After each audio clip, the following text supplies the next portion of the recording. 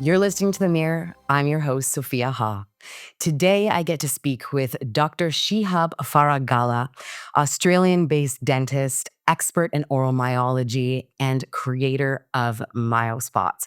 Faragallah has spent the last 20 years specializing in holistic and functional dentistry. He is really focused on oral habits and how they affect our health and our face. I am so very excited to get started with this conversation because Dr. Fagala and I have actually met about, I don't know, maybe it was in 2020, I think, when I first found him. And he was the first person that brought the awareness to me that tongue posture affects the way our face develops. And I sort of ran with that and started doing my own research. But he was really the first person to introduce me to. So I am so very excited to have this conversation. With no further ado, welcome Dr. Faragallah. Thank you, Sophia. Yes, it's been 4 years. I'm so happy to reconnect with you. Um, 4 years I, since our I'm, last conversation, but like 6 years, I think, since I actually found you on Instagram. that's right. Yes, right. Yeah. So it's been a while. Look, the field's growing so much. So I'm so happy to reconnect with you as well, just to talk about some of the developments. Yeah, and Shihab, I mean, you've probably seen all over Instagram. Everybody these days is talking about tongue posture, but I feel like I have a real privilege to actually speak with you as an expert. So before we dive into anything, tell us a little bit about yourself and how you landed in functional and holistic dentistry. Well, see, when I graduated from university, I actually started practicing mainstream dentistry, and that's basically your checkups, your restorations, your fillings, and all that kind of stuff. And I had my own practice only about a year and a bit out of dentistry. So when I came out, I'd not been exposed to any functional or holistic dentistry in the way that I practice or anything like it.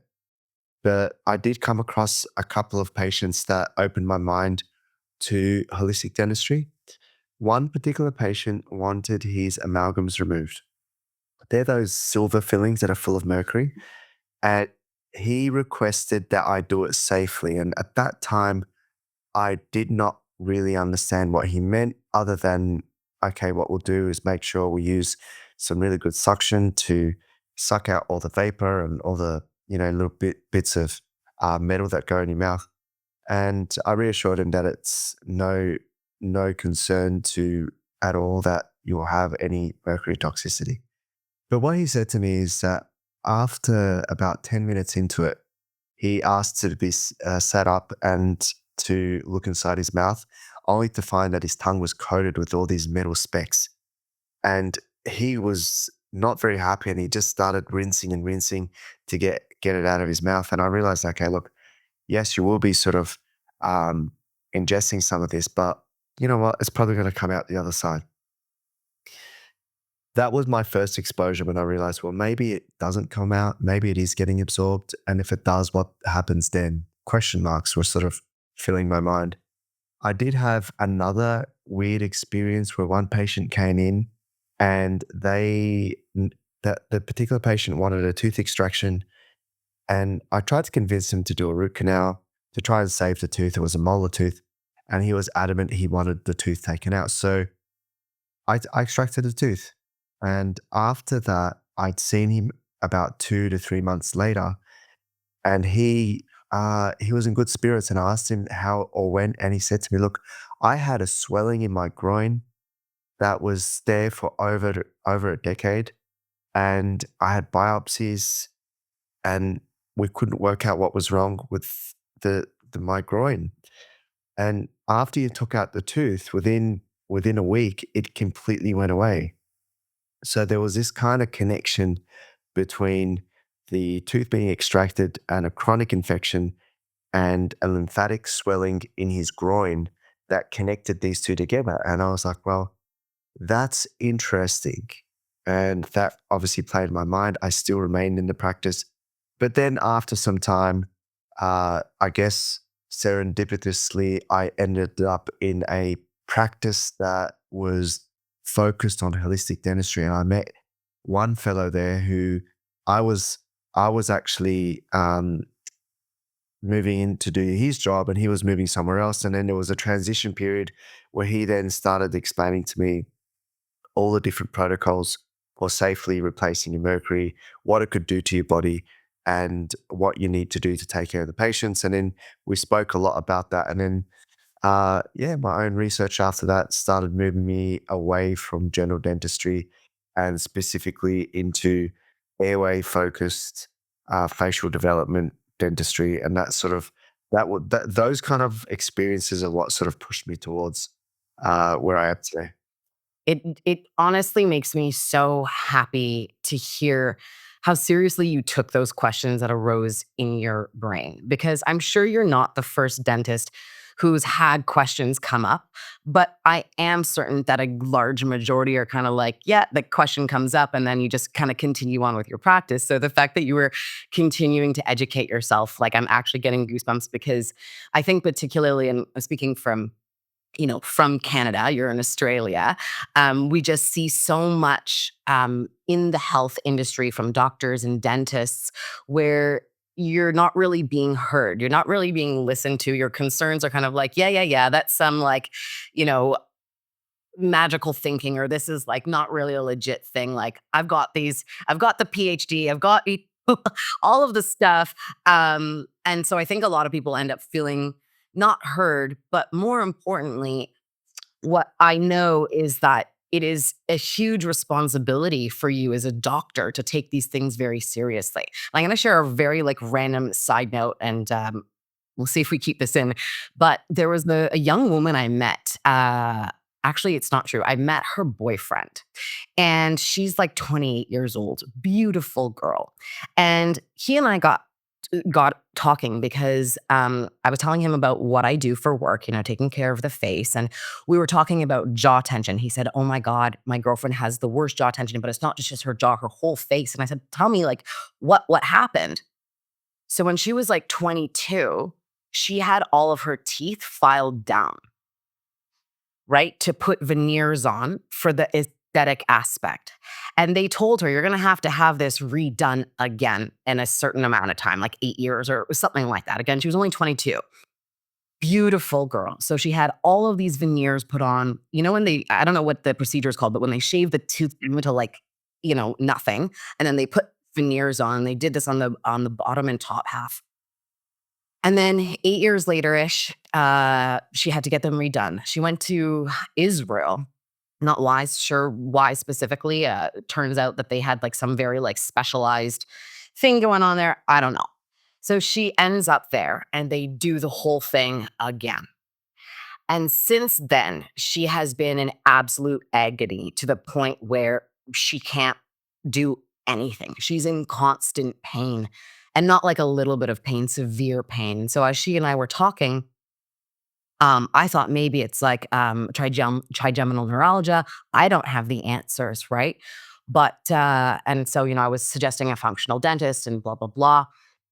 My point is that I was so heartbroken and absolutely in shock by the level of irresponsibility that a dentist would do that to this poor young girl who had no other reason except for just wanting to, and she didn't have bad teeth. She just wanted that very specific kind of veneer look. And I couldn't believe it. I could not believe that anyone would do that, never mind a doctor. Anyways, just a little spiel, but yeah, I don't know what your thoughts are on that, but, yeah. Yeah, well, it would have been, not that I do that kind of treatment, but it would have been helpful to, and maybe she's had this done already, but it would have been helpful to scan her teeth before she got them redone. So that way you've got an idea of how she bites and where her jaw fits in space. Because if you alter that, and you only need to alter things by a fraction of a mil sometimes to have profound ramifications. So if your jaw is, if your teeth aren't fitting right, then one side of the jaw might be pushed up more than the other, or the jaw might not move forward properly, or it might not be fitting where it should be. And so when that happens, then that can cause ongoing issues. And sometimes to actually get that sorted, it might not take a lot of effort, but you really need to see somebody who understands about how the jaw fits and how the teeth come together. And sometimes you only got to do some small adjustments to them. And once it fits right, then you'll get almost in many cases instant relief. So maybe if she sees somebody that knows about that kind of stuff and they can adjust their bite correctly, she might get a lot of relief, especially if she didn't have any issues before she started. Yeah, no, from the sounds of it, it didn't. Actually, now that I think about it, I'm just gonna pass her contact, to you, uh, your contact to her. Actually, I'm sort of going off here for a second, but I think it's an important conversation. There was recently something that, someone sent me on Instagram. It was this young man named Clavicular. Have you heard of this guy? Yeah, I think I have. Yeah. Yeah, so he's all about this looks maxing. So they do everything from like hammering their mandible for those that eat a more lower jaw. But he recently went for like some insane surgery to bring his jaw forward. And they did like a whole reconstruction. And now he's in seriously bad shape. But once again, it's like, why are we seeing this irresponsibility for something that is completely you know, potentially gonna cause you seriously functional issue, and then down the way will actually affect the aesthetics because, this kid is doing it just for the aesthetics, which is so sad because if you were to objectively look at his face, like, there's no reason to be doing something like that, but you should check out that particular thing because I think you might find it interesting. So coming back to your work, um, in very brief and layman's terms, can you explain for people that are just hearing about holistic or functional dentistry, like, what is the difference between holistic and functional dentistry to, mainstream or traditional dentistry? Yeah, right. Yeah. That's a good question. So the holistic functional dentistry is, in a nutshell, you look at the whole body as one piece rather than compartmentalizing the mouth and saying, okay, the you, you've got a bit of tooth decay. Like for this is a crude example, but you've got a bit of tooth decay. Let's fix the tooth decay and give you some oral hygiene instructions, and then send them off. What you probably should do is say, well, why do you have that tooth decay? What is going on in the body? Is there something that's in the diet or in the lifestyle that's causing that? And if you've got tooth decay, then what's happening to the body? Because that's what you can see. There's probably something else going inside the body as well, because you don't just get tooth decay in isolation. There may be a change in the pH of the saliva. There may be a change in the microbiome of the bacteria, and if that's changing, then that there is acidity going on. And if it's where a lot of practices will go, look, we need to change a diet. Well, that's true, but what about looking at the whole balance of the body? Are there any kind of like intolerances to certain food, or is there issues in absorption, or is there? So you look at the body as a whole. That's an example when it comes to tooth decay. But when it comes to what I do in particular, and that's looking at the facial development, that is also connected to the rest of the body, the posture, the lifestyle, the way they move, the way they sleep, the way they eat, their journey from birth or even pre-birth to where they are now is very important, because I just saw a young child a couple of days ago, and I was only to find out that, okay, look, this child's really poorly developed, and there is an interesting measurement that you look at. You measure the distance between their first upper molars, the first big teeth, and that measurement should be somewhere between 37 to 42 millimeters, and it stays stable between, say, 6 and 7, right up to adulthood. And this child came in at about 23, 24 mils, so it's very grossly underdeveloped. But the child breathes really well, nasal breathing, and seems to swallow quite well, which is really important because swallowing is a big part of things. But it looks like their journey in life was not the most straightforward. So they only breastfed for I think it was 8 weeks, and there was difficulty in breastfeeding, and uh, it was a number of reasons why they had to move into formula. But then all of a sudden now, they're not swallowing correctly. They're not positioning their tongue properly, and they've got something in their mouth altering the position of their tongue. So they end up on the wrong foot to begin with. Not to say that that's not something that you can fix, but it is. But in answer to your question, holistic dentistry or functional dentistry would be looking at that journey for that child and finding out, well, okay, that was a problem there.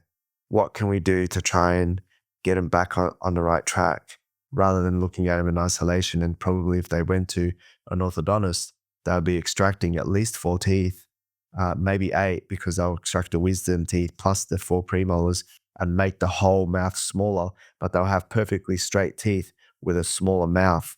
And you can see the problem there. So they have removed all these amazing teeth, and the issue is not that there is a genetic component, but more that the environment that that child was in exposed their genetics to a way that they underdeveloped.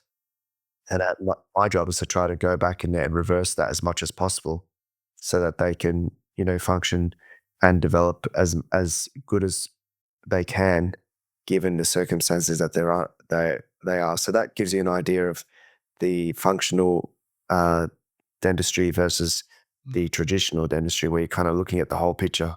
Mhm, mhm. And I think that that aspect of the whole body, I think it's very bizarre how we've ended up in a place where everything seems so separate. Like head is from the rest of the body, mouth is its own thing, you know? It's very bizarre. Um, I wanna understand and for the listeners to help them understand a little bit better. So what would that process actually look like of you kind of going back, in regards to how this kid developed? Like, what would you be actually doing with that kid? So the first thing is to create a very thorough uh, history and examination, take a lot of photos, and try to identify what the journey is, because nobody comes nobody presents to clinic uh, as a snapshot in life. There is a journey there, and you really need to digest that journey, understand it, and ask as many questions as possible about everything, including their activity levels, including if they've had any past traumas, or if they've had any operations or surgical procedures, or even asking about their diet. And you can get you start to get a sense of how that child is at that point in time. And then once you do, then you work out, okay, well, what kind of intervention is necessary? Commonly, a lot of children that are quite underdeveloped, they they are they usually have hyperactive muscles in their lips and cheeks, and they usually have weak tongues, which are not functioning properly. Their tongues are not positioned in the correct place. They might be mouth breathers, habitual mouth breathers. They might snore when they're asleep. They might bedwet. They might have all those things. So the first thing is to uh, get them into some therapy, which may include oral myofunctional therapy, uh, craniosacral work, or osteopathy. And the idea is to try to bring back their musculature so it is functioning the way it should. Will you get immediate changes from that? You probably won't get immediate skeletal changes, but you'll start to get soft tissue changes. In other words, you'll start to get normalizing of the swallow. You'll start to get improvement of the tongue posture. If you've got hypertrophy cheeks, like they're very, very kind of puffy, like cheeks, but then in the middle here, around the lips, it's really tight. Then all of a sudden, those cheeks start relaxing a little bit, because those muscles are actually trying to compensate for a poor swallow. So they get all like they're almost like they're getting hypertrophy. The muscles stronger, and so all of a sudden you get some facial changes. Some children, depending on what's going on with them, they may need some maxillary and mandibular expansion. That the maxilla, we may make something to try and expand the maxilla, try to bring the jaw down and forward, try to hold the space, give them more therapy if necessary. If they have any tethers or ties, sometimes that can actually hinder the progress, and we may need to go back and release those. And the treatment may take a couple of years, but these children, they are completely different when you look at it from start to end, and they often don't need any further treatment. So you would end up with a child who's um, basically gone from a narrow, small mid face to forward head posture. The face is starting to elongate, and now we're starting to get a forward growth. And often they don't even need braces afterwards. I'd say 90% of my patients don't need and the thing is with braces and orthodontics, you often need to hold the space, which means if you've got to have retainers for forever, really. Sometimes you got to have a wire glued behind your teeth, right? Exactly. Now that's holding you in place because your body doesn't want to stay there. So what we do with these children is we get them, we do all the things necessary to try and get them to stabilize and hold in that position with their natural musculature.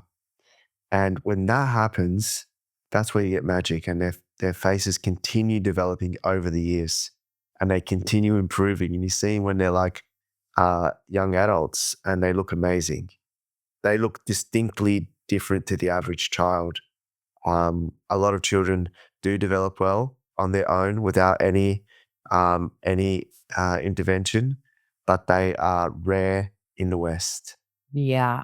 I every time I hear you speak, I'm just like, "Oh, man, like, I wish I could be, like, 20 years younger, and I wish I could have seen you as my dentist when I was a kid," because I did have braces, and I'll never forget this moment. So I was with my mom at the orthodontist, and this was right before we were getting braces, and his suggestion was to break my jaw.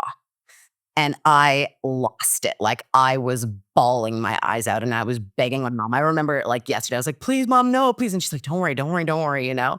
And so they just went with, traditional braces, headgear, the whole bit. And it's really interesting because if you do look at my face, younger, and, I've been doing face yoga now like over a decade, and I think that I've done quite a bit of my own work. But I can definitely see aspects of, especially when I was a kid, like, and still have those cheeks, right? I still have those cheeks, but when I was younger, they were even more pronounced. They almost looked swollen, And anyways, I think we're gonna have to like. There's no way we're gonna get everything in this one podcast episode. So let's kind of move back a little bit because you've talked a little bit just now on how essentially all of these aspects of lifestyle, as well as oral habits, affect the development of our face.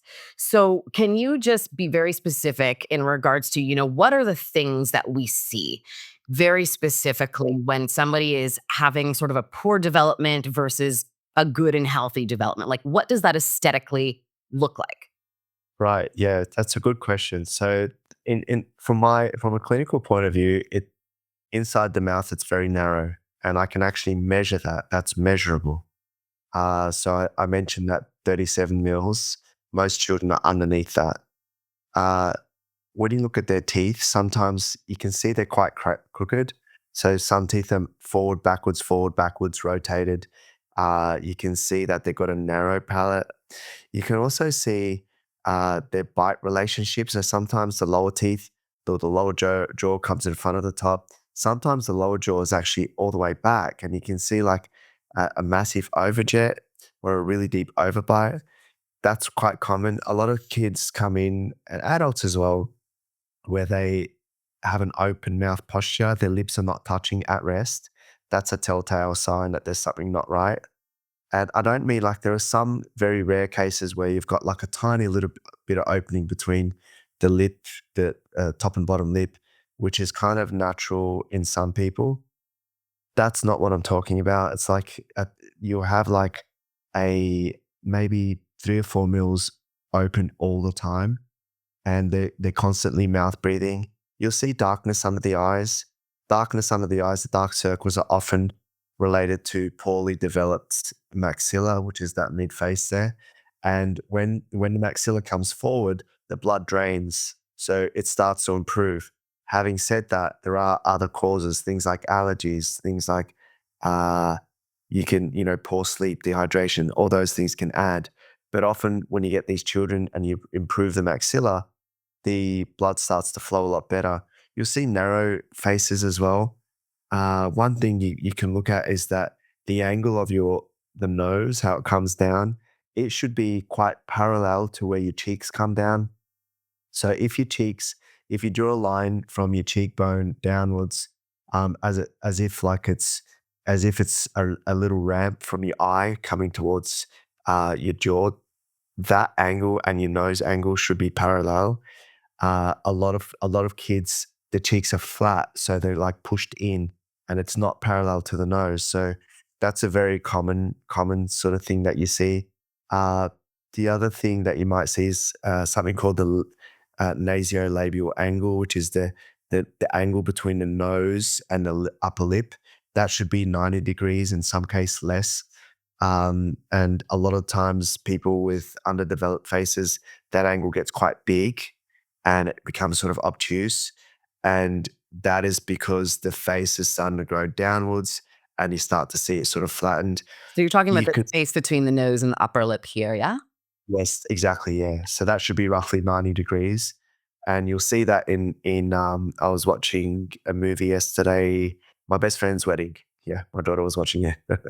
And you could see on Cameron Diaz and Julia Roberts, they both have 90 degrees or less nasolabial angles, well-developed noses, and they call this actually the angle of the cheek down being parallel to the nose. That's called the cosmetic line, and you can tell that they are quite. In some cases, the actual the cheek comes even further forward than the nose, and that looks quite spectacular as well. So, but it's very rare. You don't see it in very many people. And then you see the muscular dysfunction. Some people always like playing with their lips, sort of biting their lips, or some people like they're constantly there's a lot of tension around the lips, so they're always pulling it back. So you see like quite a lot of dysfunction. The other thing that you could see is a lot of asymmetries, especially in children, one eye bigger than the other. And it's not always related to the oral facial musculature, but it can be. Sometimes one side of the tongue is more active than the other. And then you see slowly over the years rotations of certain bones because they rotate.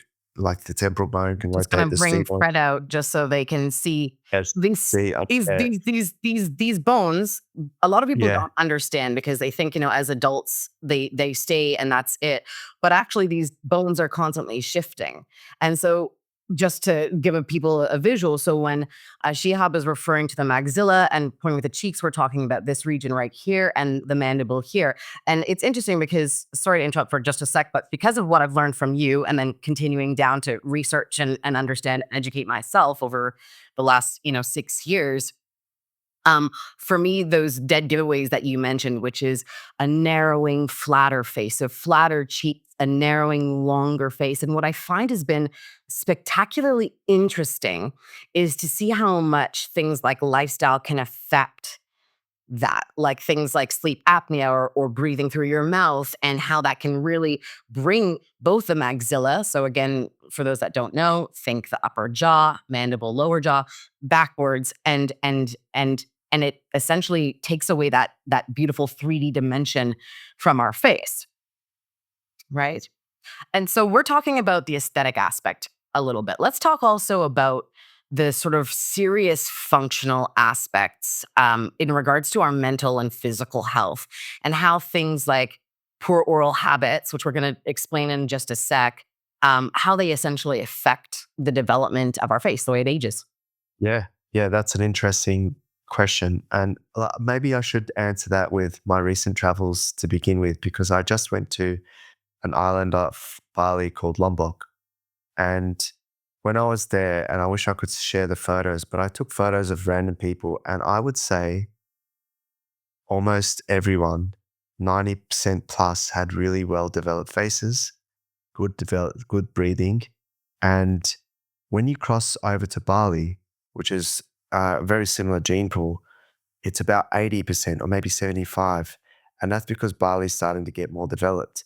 What I noticed about the people of Lombok is that one thing that I think is really underrated is the hours they spend in sunshine. And I think they are spending between 8 to 10 hours a day with sunshine, whether either direct or indirect sunshine. And and I think that's a really key element. And it doesn't necessarily, if you think back to Weston Price's um a journey where he went around the world, 100-year-old book where he went and he looked into the various areas around the world and how they developed. One thing they all had in common is that they spend a lot of time outdoors.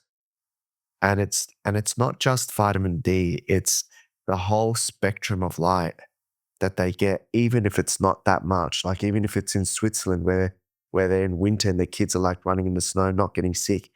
The interesting thing is that spending time outdoors somehow correlates to how well you develop. And I don't quite uh, know exactly. There are a lot of theories out there, but that is one thing that I've noticed. And their mental health is amazing. And physical and mentally, they're just very happy people. So that was one thing I noticed. Now, when we talk about how does it affect them physically, well, we've spoken about the face, but often the face is not in isolation. You will get forward head posture to accommodate for mouth breathing to open up your airway, because as your head comes forward, your airway opens up. And that will only you only need to do that if you're poorly developed and your airway is not big enough to breathe in your in what posture you should have. So you got to bring your head posture forward, which then affects your cervical spine. It then affects your entire spine, and it also affects your hips and your legs and your feet. And so often you'll see rotated pelvis, and so they're all kind of connected, right? So that would be one of the structural things that you see that quite obviously with the forward head posture, the mouth breathing. And when it comes to your tongue in particular, that's connected to multiple fascial bands throughout your body. If you look at the deep front line that is in anatomy trades, you'll see that it is connected from your tongue to your diaphragm, to your psoas muscle, to your adductors, to your big toe. One long bit of fascia is connected. And one interesting thing is that I often do a lot of tongue ties. And when I did this tongue tie on this one, like actually many patients, they would get tingly in their just below the rib cage. And I suspect that's the diaphragm releasing because it's been held by that tongue tie for so long that all of a sudden it starts releasing, and a lot of them start moving their head in weird ways and I'm like, "What are you doing?" Like, "Well, I've never felt this before." So you can see that has an immediate, uh, physical kind of, uh, structural reflection on how the face is, and that then also affects you mentally because the body keeps score. And if you're in a good postural, structural way of being, that that definitely affects your mind. It's no coincidence that people who walk with good postures tend to be more confident, tend to be more um, articulate, tend to be less less shy in engagement. Um, so there are those confidence issues that affect your body, but mentally, I think there are a lot of mysteries out there, especially when it comes to getting this right. But one thing for sure is when you get your breathing right, and the breathing is connected to your tongue posture, it's connected to all those things. If you get your breathing right, then you automatically change the gases in your body. And when you start elevating your carbon dioxide, and I'm sure you've heard of buteyko breathing, that then opens up blood vessels in your head. And when that happens, you start focusing more. It's not a coincidence that things like ADHD improve significantly when you start breathing through your nose, especially during sleep. So that then shows that there are so many mental connections I'm also thinking just about Alzheimer's as well and the relationship to sleep apnea and all of the studies that have been coming up about that. And I'm just thinking about poor tongue posture and how that might affect our brain in that particular regard as well. Um, there's like so many questions. I'm like there's 10 trillion all at the same time. So you talked about the correlation between tongue and body posture. I don't think most people actually know that there is a relationship that when we have poor body posture, it often affects our tongue posture. And when we have poor tongue posture, just as you said, it can affect our body posture. And then you mentioned the breath part. I'm curious, when you're working with someone specifically, is there a specific starting point? Like, do we work with body posture first, tongue posture first, breathing first? Because I mean, it's a lot of things all at once. Is there a specific way that you kind of start out, or is there one specific, if somebody's listening, I got all the things. What do we start with? Sometimes you can't really get a good tongue posture if you're a chronic mouth breather, because when you mouth breathe, your tongue must drop. It has to, because that's the route of air. So it's sometimes a little bit futile to go the other way round when you're a chronic mouth breather. Having said that, sometimes, like, we spoke a little bit about Meyer spots and things like that. And sometimes, if there is a patent nasal airway, but the patient is a habitual mouth breather, sometimes doing something like that, which is addressing the tongue, not the breathing, by getting the tongue elevated, the lips come together, they start normalizing their breathing. Sometimes you go the other way around. The vast majority of the cases, I do recommend that they try to normalize their nasal breathing first, and that takes the form of breathing retraining. And once you start, and it doesn't have to be perfect, because I think that's really important for listeners out there, that it's important not to aim for perfection, but just aim for um, improvements. Because if you get like chunky pieces of improvement, and suppose you're not nasal breathing 24/7, but you start doing it half the time, well, that's an improvement. And a lot of breathing retrainers were like, well, when you mouth breathe, you're reversing all the benefits of the nasal breathing. That may be true, but it's a hell of a lot better than mouth breathing 24/7 to doing half the time. And if you can slowly do that and improve, you will start to get a lot better. So it takes time to learn how to nasal breathe and to do it all the time. And once you get to a point where you can do it all the time, then introducing uh, the exercises for your tongue posture, for improving your swallow, that then comes after. I do recommend to get craniosacral work right at the start, because sometimes just little shifts in the cranium can then assist in your breathing and in the way your brain functions. So sometimes that's good to do in parallel as well. And of course, it really just depends on who walks in the door and how they present. So everybody's a little bit different and unique. Yeah. But generally speaking, I do like to address the breathing Mhm. before anything. Yeah, I mean, I think it's so important that you have that very individualistic approach, right? For any human, for any face, for any, mouth, simply because of all the things that you've mentioned from their specific history, their particular genetics, their environment, have they experienced trauma, how are they responding in general or living their life, right? What about specifically for adults? Do you think it's possible to help them specifically retrain for nose breathing, for better tongue posture, etc.? Absolutely. It's easier with adults because children are hard. Like, it's hard to deal with kids because a lot of times they just don't understand why they're doing it.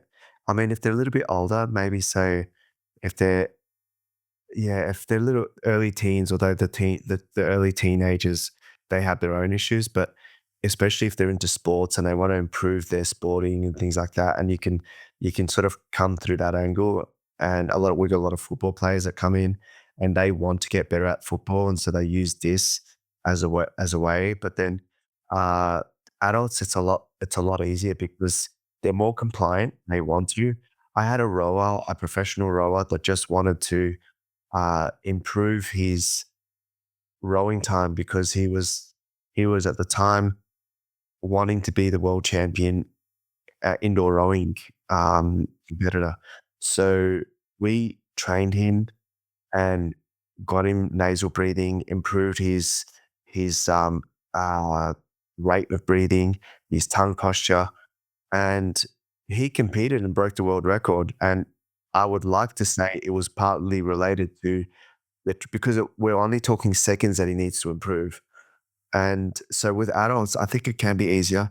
The difficulty happens when sometimes there's not enough space in the maxilla to fit your tongue up the top there.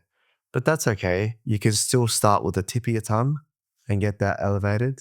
And that you may not be able to get the middle of your tongue up, but at least that way you've got you've got something and it's starting and it might not be enough to, you know, cause any structural changes, but at least that way your lips are coming together and at least that way you're breathing through your nose.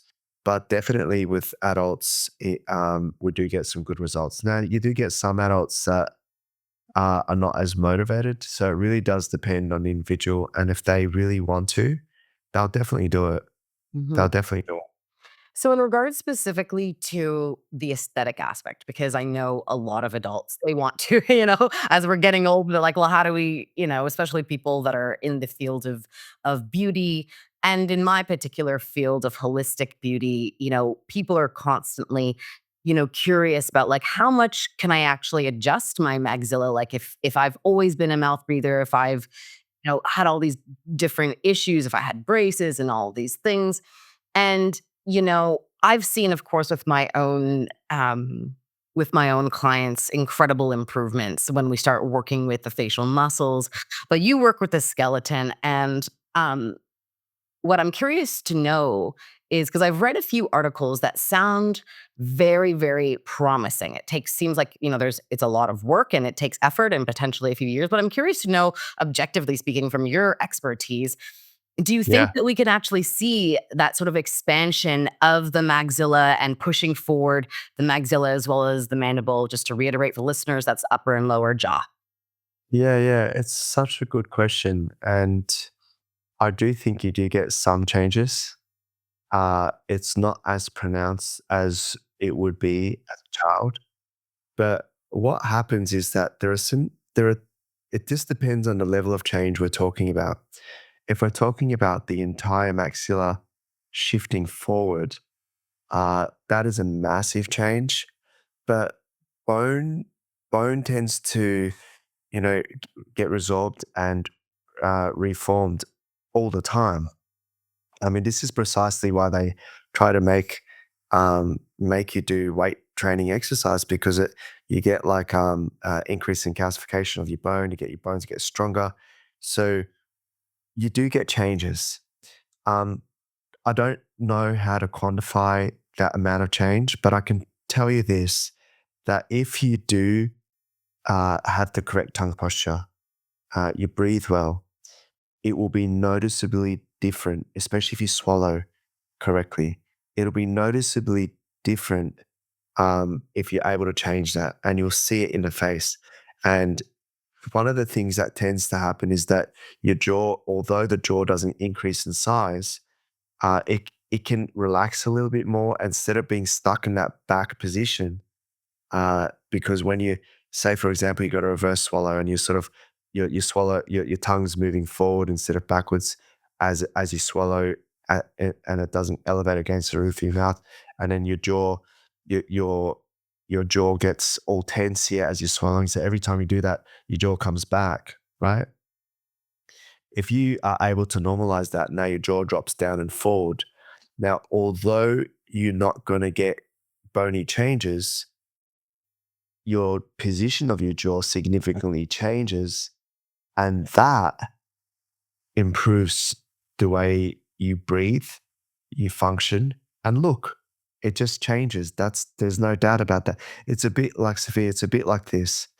Imagine for a second you ask me, "Oh, can I get some some bony changes to the back of my neck if I had forward head posture and a hunched over, thoracic spine.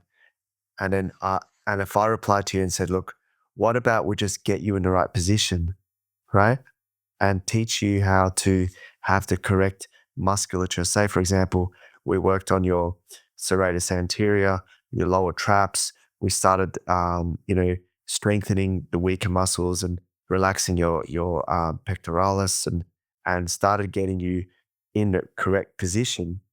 Although there is not much in the way of bony changes, you look very different.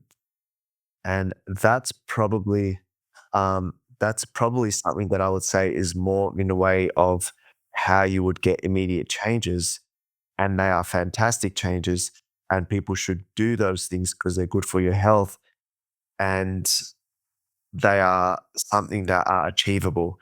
So I would say one thing that a lot of parents come in and they're like, we don't really care about the way with they're kind of like they take a moral high ground. They're like, we don't really worry too much about the way uh, our child looks. It's more about them functioning. So do you see what I'm trying to get at? And I'm like, well, you've got to understand that things that look aesthetic function better. You can't break those two apart because things that are attractive, that are aesthetically pleasing, tend to um, l- function a lot better. You just got to look around nature. Everything that's beautiful in nature. Do you ever look at a a maybe a plant that's uh whittled over and it's not functioning that well? Does it look nice? But then if you see something that's thriving and producing a lot of fruit, it looks pretty and it actually provides fruit. So I struggle with the idea of that moral high ground where a lot of people are like, no, we just want it to function well. We don't care about the looks. But we humans by nature are aesthetically beautiful creatures. And I'm talking about all people, but I mean, I'm not talking about like what is subjectively attractive to me, but as a species, humans are objectively attractive creatures. But when they're not developing right, that's when, because they're a little bit sick, really, that what happens is they're not as attractive, and that's why you know we kind of try to not separate those two things. I think that's important. I think that's very important. And Shihab, I literally say all the time, it's on my website. I say the health of your face is the beauty of your face. Like it is one and the same thing. These are not separate, right? And I think that the more that people can understand that, like if they can really focus on the health and function, their breathing, their posture, their tongue posture, the aesthetic aspect, it just comes naturally because it's how the is naturally meant to be, right?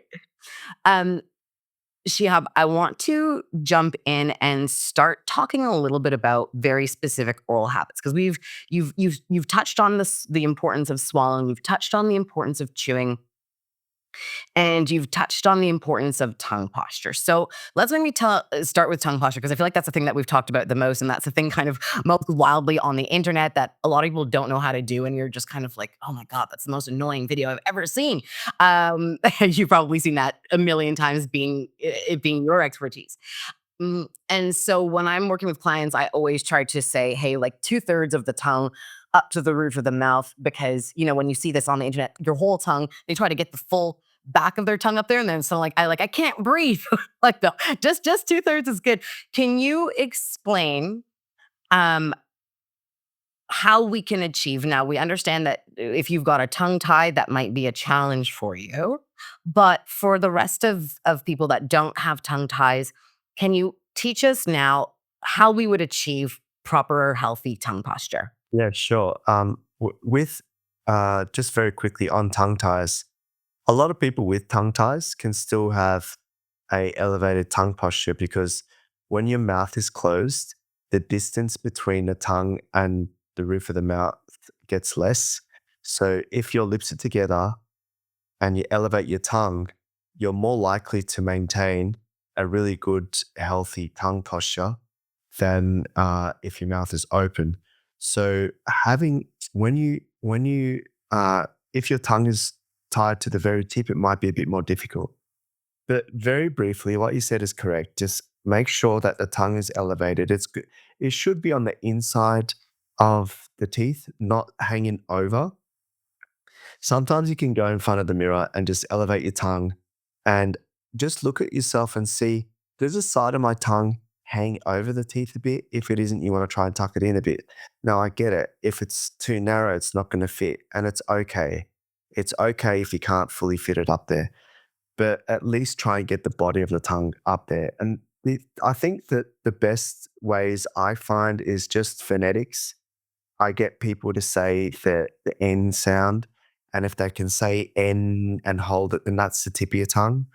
And if they want to get the body of their tongue up, the ing sound as in ring, so that helps a lot. So ring, and that gets that part of the tongue. So if you do the N and the ing sound, you can tend to get the tongue elevated. Now, the problem is that the sides might hang over. In that case, you might want to try some exercises where you suck your tongue to the roof of your mouth and open up, maybe like 2/3 of the way. And yeah, just like that, and then open up a bit further, and then look in the mirror and see if you can get your side of your tongue to come in a little bit and up while you're looking at the mirror, and hold it there for like 20 seconds at a time and do a few sets a day. That could be like, and that helps sort of, it also stretches the fascia out as you open the mouth. So as you get better, you can open up wider and wider until it pops off. But then you go just before it and hold it there. And that will then strengthen all the musculature under there, right? Because the tongue elevation musculature is really, really unique. And this reminds me of something. I gave a talk at in Brisbane a few months ago, and we spoke very briefly about the innovation, the nerve innovation to the tongue. And what's really interesting is that all the tongue elevation musculature and in the tongue, and as well as the the throat muscles, like your uvula and the muscles that elevate are above that. There's about 4 muscles there. I'm not going to bore the listeners to name all the muscles. Like I can remember them all anyway. There's about 4 muscles, and each one of those muscle is innervated by the vagus nerve. Now get this: the the tongue elevation musculature, as well as the palate elevation musculature, are innervated by the vagus nerve. The tongue depression muscles, the low, they are not innervated by the vagus nerve. Why on earth would there be 4 innervating points on elevating the tongue to the roof of your mouth by the nerve that causes rest and digest, which was where you should be functioning the majority of your time? Why did God, if you believe, and I believe in God, but why did God make it that way so that it is a message that if you're not putting your tongue to the roof of your mouth, you're going to be you're going to be not activating your calming nervous system, and you may be stuck in a fight or flight response. Now combine that with your mouth breathing, and that's a segue back to what we spoke about, mental clarity and all that. So it is interesting because if we are able to do that, you'll immediately calm your mind and you'll look nicer. Oh my gosh, I'm getting way too like hyper right now because I have like 17 other follow-up things to ask and we're definitely going to have you back on. But so the vagus nerve is, for those of you that don't know, is essentially the nerve, the main nerve of the parasympathetic nervous system. So again, Shihab just reiterated. So if you don't have this proper tongue posture and your tongue is coming down or sort of hovering in the middle, we're directly affecting our ability to get into that rest and digest. And um, Gosh, there's so many things that I want to jump in and say right now, but the first thing I'm going to say is this. So with the work that I do, I'm also working with the vagus nerve. But I did not know about these nerve innervations here. So this is like properly blowing my mind right now. And coming back just really quick, just because I know people are going to want to try where am I supposed to put my tongue in the mouth? So Shihab, I do the same thing in my workshops, and I actually learned it from you, that na and that nga sound. And so you'll hear in my workshops, people will be like, na na na na na, and I'm like, good, hold it there. And then now I say the word singing, nga nga. And so just it's amazing how incredible our body really is. Like whether we believe in God or not is here nor there. Like just the actual function of our body, of our tongue, and how it correlates to every other aspect. I mean, again, this makes perfect sense why you do what you do, which is functional and holistic. Um, so now hopefully people have an idea of where their tongue is supposed to be sitting. Let's talk. Um, we'll wrap this up in just a sec, but I want to talk about proper swallowing or improper swallowing and proper chewing versus improper chewing. We don't need to go through all of the examples, but give me an example, let's say, of swallowing. I think I actually have some challenges here. I actually went to see a myofunctional therapist. After you and I had a conversation, because I thought, oh my goodness, my breathing's not nearly as good as it should be. And then I have a particularly long tongue. I also had braces. I'm pretty sure I was a mouth breather as a kid. Um, I'm still working on it today, but it's interesting. I don't really breathe through my mouth awake, but I think it happens sometimes when I'm sleeping. And so she had pushed on the bottom of my tongue and then asked me to elevate it. And it was quite intense. And I couldn't elevate it when she was doing it, despite being able to lift my tongue to the roof of my mouth. So she was talking, and I still have yet to actually go back to her because things have been very crazy, about the importance of swallowing. And when we've had some brief conversations in the past, you and I've definitely noticed how my mouth will compensate when swallowing, this kind of like tightening around the mouth. And so give us an example of like what is the right way or wrong way to be swallowing. And there might be various ones, so you don't need to give all of them, but at least one that we can, look out for.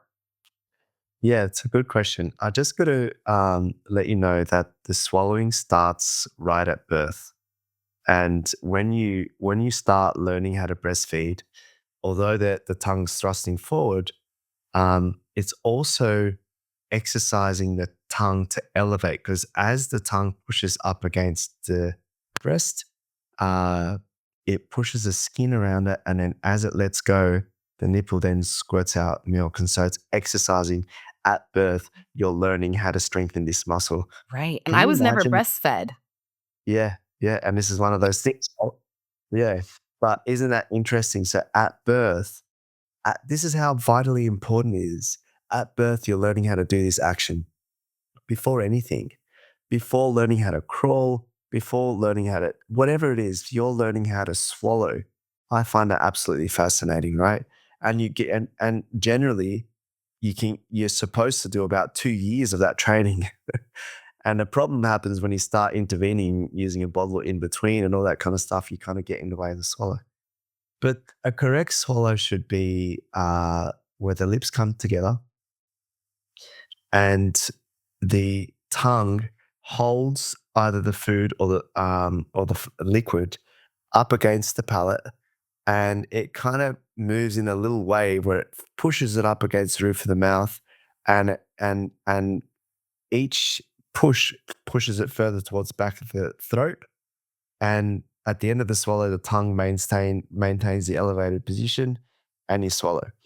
Now, if you're not doing that correctly, what will happen is that you'll try and assist your tongue by using your lips or cheeks, or even head nodding, or even turning your head, or doing this kind of thing like turtlenecking. And you do that because subconsciously you know that you're going to choke, or the food's not going to go down the back there, or you may dribble. So you're activating these muscles because the tongue does not know how to do it. So one thing you could do is get a little bit of water, just and then practice in front of the mirror. Yeah, exactly. In front of the mirror, and almost have like a ghost face. Nothing moves except for your tongue and then and you just swallow straight afterwards, and that's good, right? Now, what you can do is you can then, to practice a bit further, you could smile and put a little bit of water and smile and see whether or not you are able to maintain the smile without the lips touching. So show your teeth and yeah, and then swallow with your teeth showing. Can you do that? That's yeah, that's harder, right? And if you progress to that, then see if you can put a little bit of water in your mouth and open your mouth slightly and swallow without getting your lips touched. So you kind of do this. Which I've got a cup, so I don't know if you can see. I've got a cup here. Oh, wow. You see that? Yeah, yeah. So you can swallow with your tongue elevated without using your lips or anything. Oh, And that if you can do that, wow. then you can progress even further and you can put your head downwards to see if anything falls out. Do that in front of a sink, but you get a bit of water. And So my that's with your mouth's mouth open. open? Yeah, okay. Exactly. So my mouth's open, looking downwards, and nothing should fall out. So that means my tongue is now actively catching everything and swallowing correctly. That, if you can get to that and then translate it throughout your day. So when the kids come through, I always tell them that I want them, you can't really swallow that well if you don't have a good posture.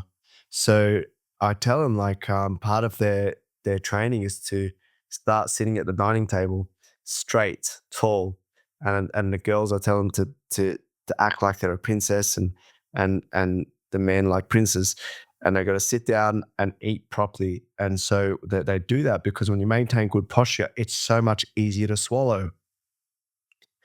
And if you're able to do that, then you add in the chewing. The chewing should be bilateral, left and right. You need to chew and chew well. So you want to mash that food right up and be deliberate in your chewing.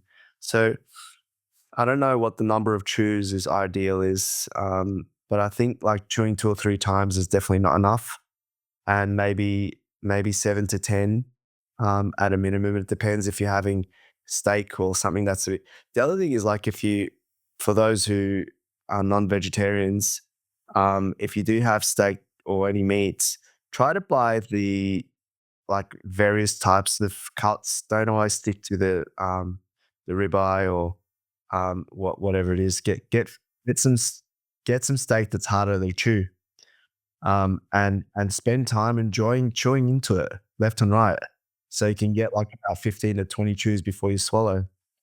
Am I making this up, or years ago when we spoke, I feel like you had said something about chewing without using our cheeks, right? Like something ab Right. not Yeah, yeah. like using our cheeks much, and I'm assuming that's really engaging the tongue, Yes. and then, like, So that yeah, bilateral right to left. yeah. So your lips should like almost passively touch when you're chewing. Um, I mean, there is some kind of uh, I guess controversy about that. There are supposedly some indigenous populations that chew with their mouth really wide open. I find when your lips are passively touching, it's good because it does assist in the stretching of those lips. And with your cheeks, only very slight activation in very like it shouldn't be heavy, and the tongue does most of the work. So the tongue will push the food over to one side, it'll grab it, throw it to the other side, and that's how you sort of like the tongue is very active. Think of the tongue like duck's feet. So the face being the chewing action being the duck. There's a little bit of movement, but the tongue is going crazy. It's just taking it from one side, and you should be able to get your tongue and go behind your back tooth on the top, all the way out, and then all the way out the left-hand side behind. So from your cheek, between your cheek and your tooth, and go all the way down to the back and sort of clean the food out there with your tongue on both sides. And that's it. Now, this is what you should be doing when you sort of gathering food. We've lost the art of doing that. And so your tongue is getting like a crazy exercise, and eventually it becomes I mean, think of those people that spend a lot of time, you know, gardening, where they bend down from their hips, or they squat down and they move. And after a while, they don't feel it anymore. It's part of who they are. And that's what the tongue needs to be like to be able to do those actions. It's So always and it's always so impressive or fascinating and impressive to me that when I start working with a client, we start doing some basic tongue exercises, and it's evident that they don't have a good tongue posture because I've asked them. I'll always, do this thing where I'll say, "Close your eyes and let me know where your tongue is resting," yeah, because I yeah, don't want to let them know where it should be, or else, it automatically goes there. And what's been so interesting is how exhausting those exercises can be. They're like, "Oh my God, my tongue." And I'm like, yeah, it's working, right? And I think it's also an interesting thing. I think most people don't know is that the tongue is actually made up of 8 muscles. They just think of it as this one yeah, thing. But, when we move the tongue in all these different ways that you're talking about, we're really getting a proper workout. Um, yeah. And just to add to that sphere, those 8 muscles are on each side. So you're really talking about 16 working together. yeah. I mean, it's Interesting. again, Yeah. it's so fascinating because when we don't even think about the tongue, and Yeah. here you are, your whole career essentially is about this, and it's such an important thing, for us to know. We're gonna wrap up in just a sec, but before we do, I wanted to give the listeners um a couple tongue exercises. I thought I'd give one, and I thought maybe you could give one. So I'm gonna start with one. Are you down? You down to give them Oh, yeah. something to Sure, try? sure, So sure. one simple one, particularly for those who are concerned about the dreaded double chin. Well, there's several exercises for this. And just to kind of touch on, sorry, what Shihab, you had said earlier, you were referring to these muscles, and this is I refer to all this time, the super hyoids. And I'll often show people like, look what happens when I drop my tongue versus lift it up. And I'll kind of and then they're, "Whoa," like it's shocking to them, right? So a simple exercise that I've called tongue push-ups is where I'm simply bringing the tongue to the roof of my mouth. I'm suctioning and holding, and then I'm releasing. This is what it looks like. So I'm suctioning and holding. It's gonna come up, and then I'm gonna release. Yeah, And yeah. that's a really simple one. All right, your turn. Well, I'm gonna give you another simple one. We sort of touched on it, but if you suck the tongue to the roof of your mouth and open as wide as you can and close, and open and close, and open and close. So it will kind of look like this.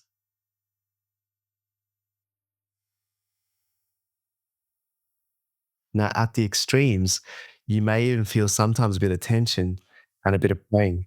Now, think of it as grabbing a dumbbell and you're doing this, you're kind of like, lifting and closing. I find that very effective because it actually strengthens the tongue in an active type of rather than rather than just holding it in a concentric kind of position. It actually activates the length of the muscles. So you're opening and closing.